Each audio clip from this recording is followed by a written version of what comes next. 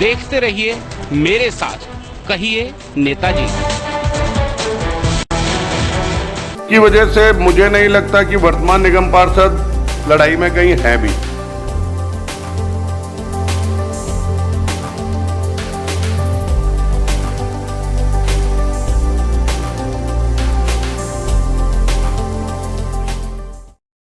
नमस्कार, मैं हूं अनंत कौशिक। आप देख रहे हैं ब्रेकिंग न्यूज दिल्ली एनसीआर। राजनीतिक सरगर्मियां तेज होने लगी हैं क्योंकि चंद महीनों के बाद में दिल्ली नगर निगम के चुनाव होने हैं 2022 में, और इन्हीं चुनावों के मद्देनजर जो तमाम नेता हैं वो आगे आने लगे हैं, न सिर्फ विभिन्न पार्टियों से बल्कि निर्दलीय लेवल पे भी तमाम जो नेता हैं वो आगे आने लगे हैं। अब देखना यह होगा कि कौन किस पार्टी से टिकट लेता है और कहां से चुनावी मैदान में आता है। हम लोग इसी कार्यक्रम में आप लोगों को तमाम जो नेता हैं नए उनसे रूबरू कराते हैं, साथ में जो पुरानी शख्सियत रही हैं इलाके की, जो चुनावी मैदान में आगे आपको दिख सकती हैं, उनसे आपको रूबरू कराते हैं। कहिए नेताजी में आपका एक बार फिर से स्वागत है। हमारे साथ इस वक्त मौजूद हैं द्वारका विधानसभा के सागरपुर वेस्ट वार्ड से रवि गुप्ता। रवि गुप्ता जाना पहचाना नाम है, सुशील गुप्ता इनका नाम है, लेकिन रवि गुप्ता के नाम से पहचान रखते हैं। पूर्व निगम पार्षद ऊषा गुप्ता के बेटे हैं, पूर्व निगम पार्षद राम नरेश गुप्ता के बेटे हैं। बहुत बहुत स्वागत है रवि भाई आपका। नमस्कार अनंत भाई। चुनावी सरगर्मियां तेज होने लगी हैं, नगर निगम का चुनाव सिर पे है। ऐसे में आज की तारीख में रवि गुप्ता कहाँ खड़े हैं, ऊषा गुप्ता जी कहाँ खड़ी हैं? अनंत भाई, हम लोग तो जनता के साथ खड़े हैं। पिछले 15 साल मेरी माता जी निगम पार्षद रही हैं, मेरे पिताजी निगम पार्षद रहे हैं, चेयरमैन रहे हैं, और हमने जनता के साथ काम किया। तभी तो जनता ने हमें निर्दलीय जिताया। पार्टी ने टिकट नहीं दी, जनता ने हमारे पर भरोसा करा, हमारे काम पर भरोसा करा, इसीलिए जनता ने हमें जिताया। और हम जनता के साथ है, जो जनता चाहेगी वो हम करेंगे। पूर्व में निर्दलीय आप लोग रहे, उसके बाद कांग्रेस में आप लोग गए, और फिर बीते चुनाव में आदर्श शास्त्री जी के साथ में आम आदमी पार्टी में आप देखे गए, जो हालांकि कुछ ही समय के बाद में वापस आम आदमी पार्टी से कांग्रेस में जब वो आए आदर्श गुप्ता, साथ में आप लोग भी शायद कांग्रेस में आ गए। तो आज की तारीख में पार्टी कांग्रेस ही है? बिल्कुल, हम कांग्रेस पार्टी में और जनता के साथ हैं, और उम्मीद करता हूं कि आगे भी हम कांग्रेस पार्टी से ही चुनाव लड़ेंगे। बाकी जो हमारे लोग, हमारे वर्कर, हमारे एरिया के लोग जिन्होंने हमें निर्दलीय में भी साथ दिया और चीज़ों में साथ दिया, तो जो सब तय करेंगे हम उसके हिसाब से आगे अपना तय करके चलेंगे। पुराने आप लोग दिग्गज रहे हैं इस वार्ड के, 15-20 साल ये सीट आपके पास में रही है, आपके परिवार के पास में रही है। ऐसे में गुप्ता फैमिली का आगे विचार क्या है? अब जो चुनाव आने वाला है उसमें एक बार फिर चुनावी मैदान में होंगे आप लोग?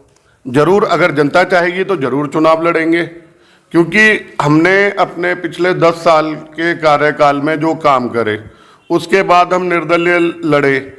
जब हम कांग्रेस से लड़े तो हमें 3500 वोट मिले थे, जब हम निर्दलीय लड़े तो 10,000 वोट मिले। तो आप समझ सकते हैं कि हमने जनता के लिए कुछ किया होगा, तभी तो जनता ने हमारे को वोट दिया।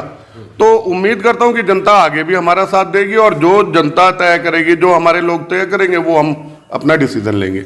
रवि भाई, एक लंबे अरसे तक सेवा की आप लोगों ने वार्ड की, आपके पिताजी ने पहले सेवा की, बाद में आपकी माँ को मौका दिया जनता ने, उन्होंने जनता की सेवा की।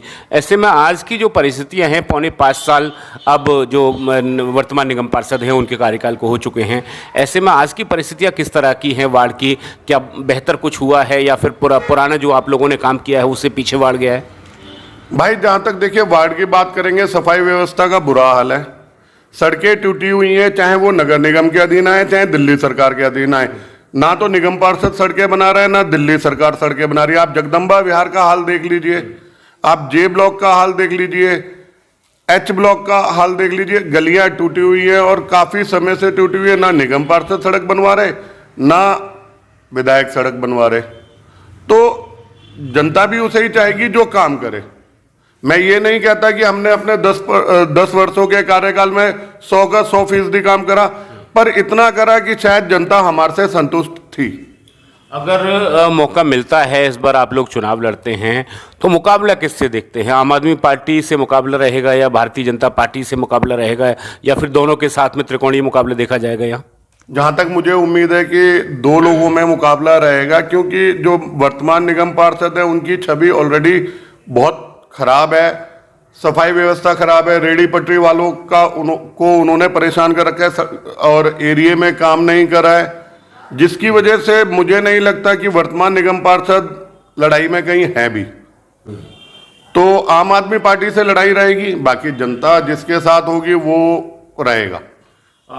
अगर परसिमन होता है, सीट लेडीज होती है दोबारा से, तब क्या जो आंटी है उषा गुप्ता जी वही चुनाव मैदान में होंगी, और अगर जेंट्स है तब क्या रवि गुप्ता चुनाव मैदान में होंगे? अगर लेडीज हुई तो ये 100% श्योर है कि उषा गुप्ता जी ही मैदान में लड़ेंगी, और जेंट्स होती है तो फिर जैसा सब चाहेंगे, मैं ये नहीं कहूंगा कि रवि गुप्ता लड़ेगा, लेकिन जैसा सब चाहेंगे, अगर चाहेंगे कि रवि चुनाव लड़े तो रवि चुनाव जरूर लड़ेगा। रवि जी, अंतिम में सवाल लेता हूं, क्या चुनावी जो तैयारियां हैं वो आप लोगों के द्वारा शुरू कर दी गई? जनता से जा रहे हैं, मिल रहे हैं, उनसे पूछ रहे हैं, उनकी राय ले रहे हैं किस तरह से चुनाव में जाया जाए? देखिए, हम लोग तो रहते ही यहाँ पर हैं और जनता के बीच में रहते हैं, तो तैयारियां तो उनको करनी होती है जो सिर्फ इलेक्शन टाइम में नजर आते हैं। हम जनता के बीच में रहते हैं, जो मदद कर सकते हैं पार्षद रहते हुए जो कर पाए, और जो बिना पार्षद के रह के कर सकते थे वो करी हैं। जनता की आवाज है कि उषा गुप्ता चुनाव लड़े। हम परेशान हो चुके हैं पिछले 5 सालों में।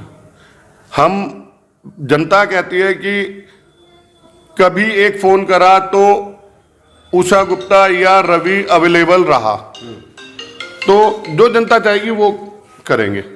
चलिए, बहुत बहुत धन्यवाद, बहुत बहुत शुभकामनाएं। धन्यवाद अनंत भाई। रवि गुप्ता बताते हुए कि जिस तरह के समीकरण हैं उसमें उसको देखते हुए आम आदमी पार्टी से संभवतः मुकाबला होगा, भारतीय जनता पार्टी को मुकाबले से बाहर मानते हैं रवि गुप्ता। साथ में ये अवश्य जोड़ते हैं कि जो जिस तरह से जनता का राय और मशवरा होगा उसी के आधार पर जो आगामी चुनाव की रूपरेखा है वो तैयार की जाएगी। सहयोगी विजय त्यागी के साथ मैं अनंत कौशिक।